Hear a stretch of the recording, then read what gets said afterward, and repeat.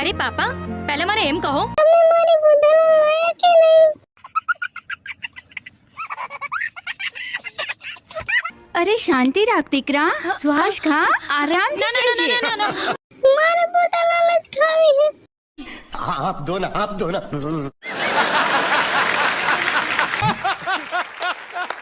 અરે બેટા, આપણા બધા માટે ખુશીના સમાચાર છે.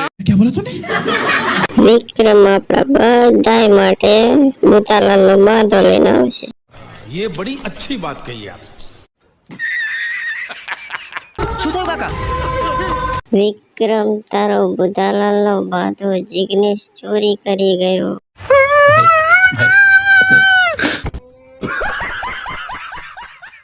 હવે હું રાધા અને એના બાપુને બુધાલાલ ક્યાંથી લાવીને ખવડાવીશ?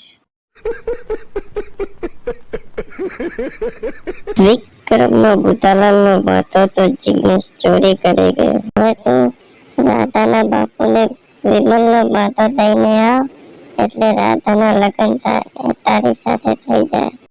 मस्त प्लान है.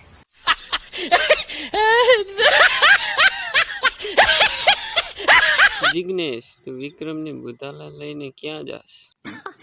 સહી પકડે હે. 4 बार बोले हैं, पढ़ने निकले वाले छात्रों को राजनीति से दूर रहना चाहिए. हैं? मतलब पढ़ाई लिखाई में ध्यान लगाओ, आईएएस बनो और देश को.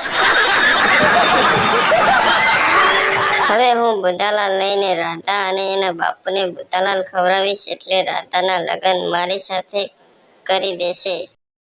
ये बड़ी अच्छी बात कही आप.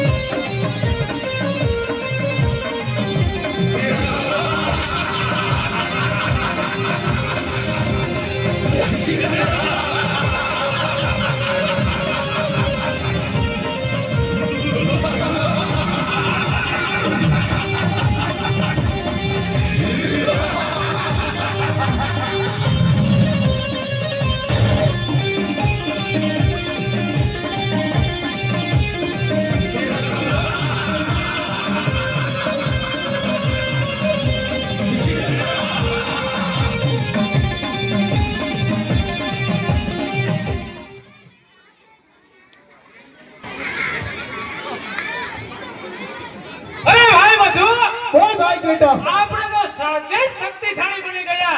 હા ભાઈ, આ ત્રણ લોકની અંદર આપણને કોઈ હરાવી નહીં શકે. હા ભાઈ, આપણને કોઈ હરાવી નહીં શકે. અરે ભાઈ મધુ, બોલ ભાઈ બેટા, આપણે વિષ્ણુના કાનમાં રહેવાની જરૂર નથી હવે.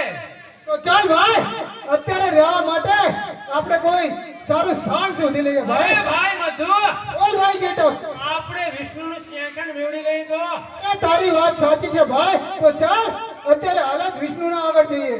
ચાલ મિત્ર ચાલ.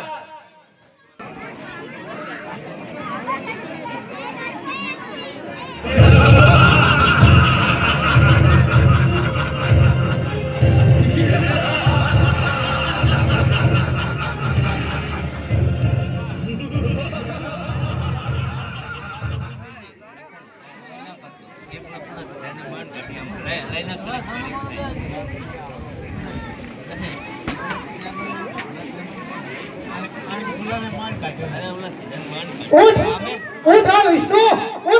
ઊભો થા, તને કહું છું સાંભળતો નથી? ઉઠ, નહીં તો તારા સિંહાસન સહિત તને સમુદ્રની બહાર ફેંકી દઈશું. અરે નરો ધમો જેના કાનમાંથી નીકળ્યા છો એને તમે મારવાની વાત કરો છો.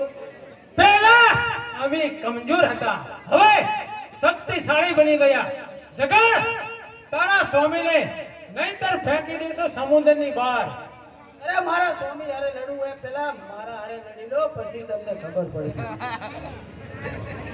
તો ચાલ નાગરાજ, યુદ્ધ કરવા માટે તૈયાર થઈ જા.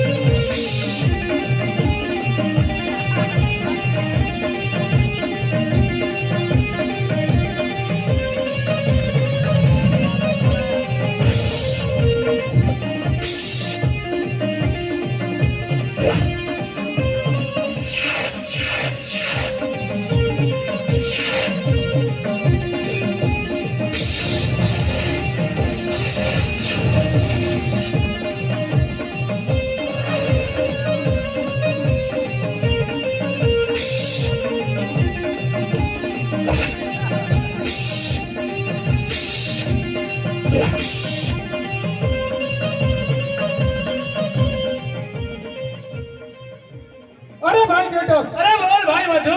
અરે આ તો અગ્નિની વર્ષા કરે છે. તો ચાલ ભાઈ, અત્યારે તો આપણે અહીંયાથી ભાગી જઈએ ભાઈ. ચાલ ભાઈ.